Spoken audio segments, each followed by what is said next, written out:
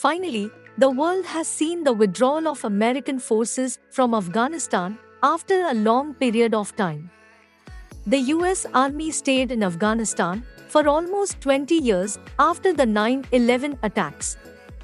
The withdrawal of US forces from Afghanistan has taken place in wake of the Doha Agreement, which was signed by the Trump administration and Taliban in 2020.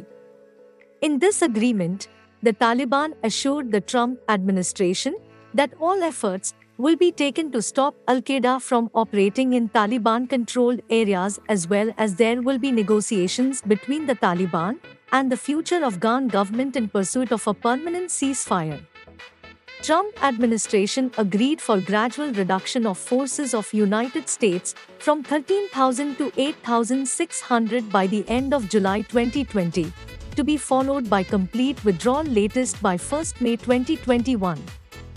The withdrawal was conditioned with compliance from the Taliban for what they agreed.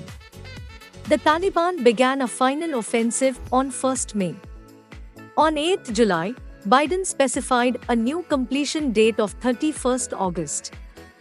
Biden considered but rejected extending the withdrawal deadline beyond 31 August.